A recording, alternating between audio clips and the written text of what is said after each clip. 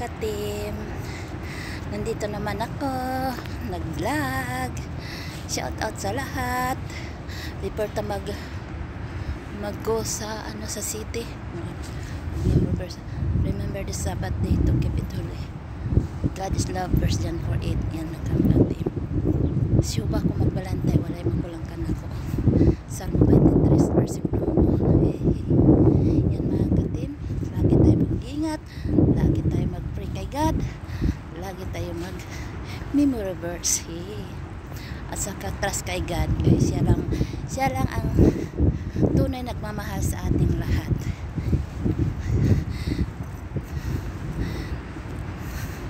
Nagpakamatay siya sa cross tungod sa atong masala, gimahal ta niya.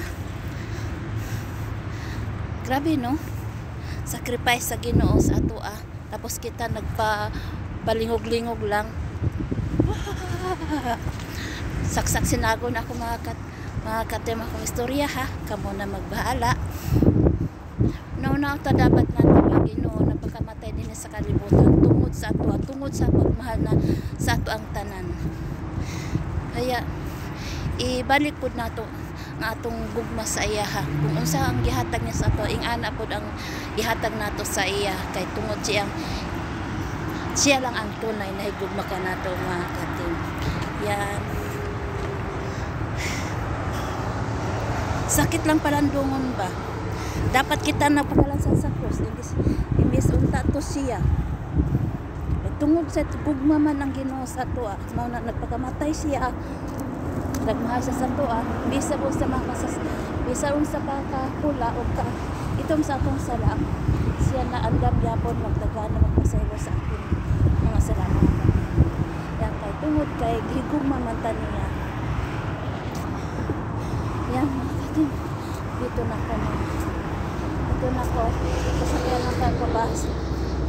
Kaya yan lang, konting mensahe lang mga katim. Love always.